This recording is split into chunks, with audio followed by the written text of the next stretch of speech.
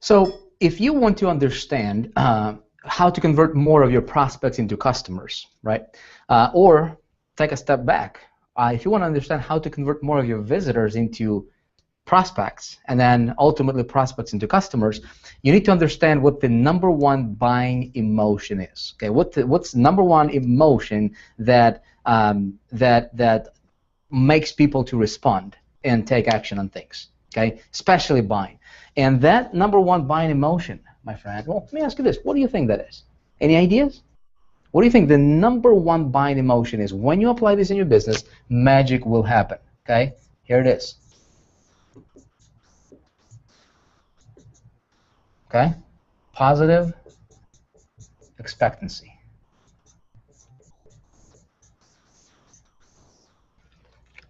When I I discovered this by accident, really, and the way I discovered this was I was teaching people, and in my quest to simplify things as I was teaching people early, when I was first getting started and just kind of my first breakthroughs in this, in the business of building a business on the internet, I've discovered something that later on, as I kind of engineered or reverse engineered what was working for me, I found out that the more positive expectancy I created in my marketing, the higher my conversions turned out to be.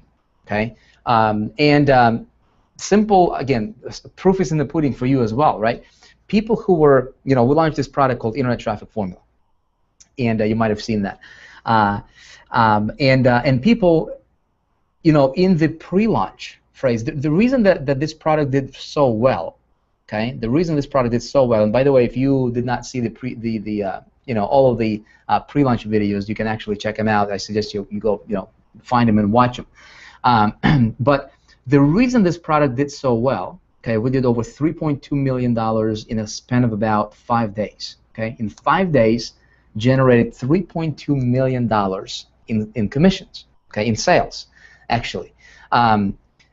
The biggest part, or the biggest thing that made that happen, okay, was positive expectancy. When I was explaining things to people, like for example, when I explain to people, and maybe you saw that as well, it's in the traffic mastery. Any module that I explain, any training that I do, okay, any value that I give out to my list, I always wanted to create a sense of positive expectancy, and also to keep things very, very simple. Okay, so when I was explaining a very complex, to a lot of people, seems like it's a very complex topic of retargeting. Okay. To where basically you have your traffic, all right, you might have seen this, traffic goes to a landing page, right, where you capture the opt-in, and then you redirect that to your sales page to where people get an offer. That's typically the model, okay, for internet marketers. And so when I was explaining the concept of retargeting, not everybody who ends up on your landing page are going to opt in, right? There is about, industry average is about 20-25% opt-in rate here. Of course, the stuff that we teach, in the capture mastery of this course, and the stuff I'm teaching you right now, right, throughout this course, is going to allow you to increase that exponentially. But still, there are, let's take an average opt-in rate of about 20%. That means that there is 80% of people, right, that you pay money for to get to your landing page are just going to leave without opting in. All right. So when I was explaining this concept of, there is a way for you to retarget. Okay, you go and you set up a campaign, and it's a retargeting campaign.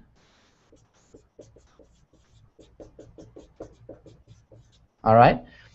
And so what we do is, as soon as people land on your landing page here, they are automatically being placed a pixel from a retargeting campaign, so that way they see your ads all over the web, and you're building a cloud, you're building like a following, like another list of prospects that you are now following on the internet and bringing them back to your landing page for those people who did not opt in. Okay, so when I break it down like that to people, people go, you know what? I can see how that can work, right? Maybe you had that same experience.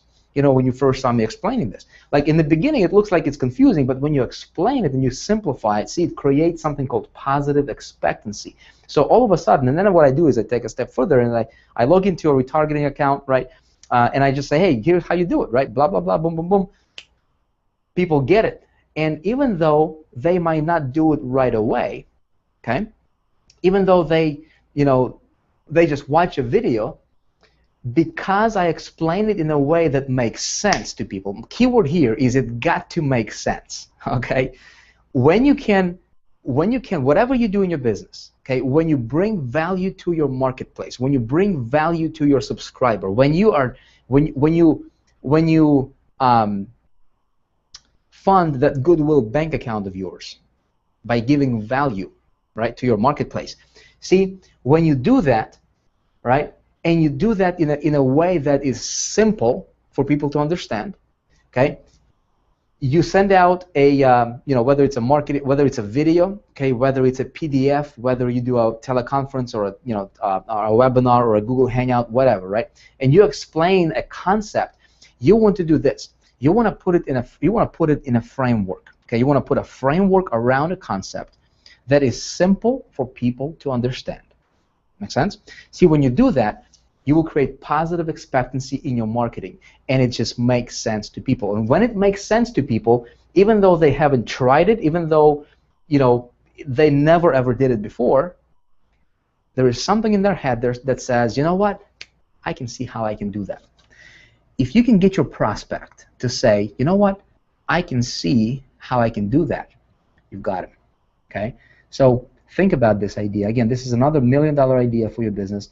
Any type of marketing you do, any type of promotion you do, any type of follow-up you do, okay, a video, whenever you're explaining a concept, put it in a framework and ask yourself, how can I create a positive expectancy within my list? You know, the other day I was just talking to somebody who was talking to me about, asking me questions about, hey, you know, how do I know if there is a market? You know, how do I find, I have this idea for a product I want to do, but I don't know if there is a market for it, right? And he was, you know, he was a fairly new to marketing. I mean, he was an offline business owner, and he was fairly new to this whole online marketing thing.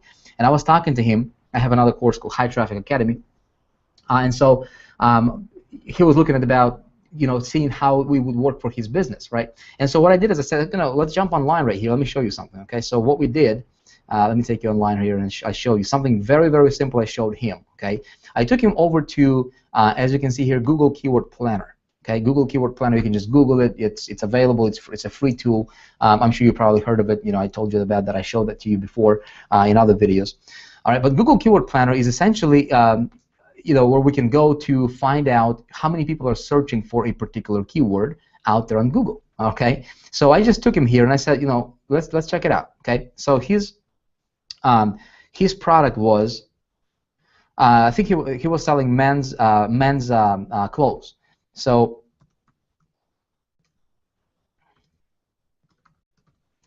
men's jeans. Okay.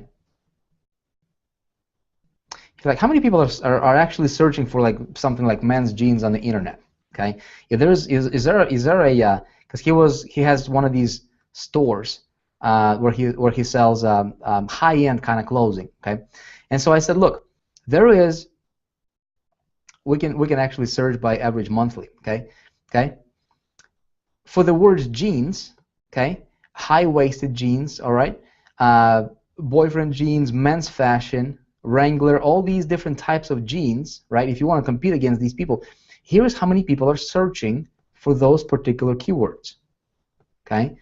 And so all of a sudden he goes, wow, that makes sense. You see? So when he is marketing men's fashion, right, or men's clothing, higher end clothing, right, he wants to know what his competitors are. He wants to know how many people, if there is anybody searching for, you know, stuff like that on the internet, right? Now he knows that, you know what, I can go to Google Keyword Planner and I can just type in any keyword I want, right? That's relevant to whatever I'm doing, and I can see, you know, if what the market is and what people are searching for, and it actually gives me other relevant, you know, blue jeans and other relevant keywords that will give me an idea what is the most searched keyword in that category is. Okay, so that created a sense of positive expectancy with the guy. Does that make sense? Okay, again, I want to keep it very simple for you, my friend. I don't want to take too much time because this topic should not be complicated. All right, it's a very simple concept.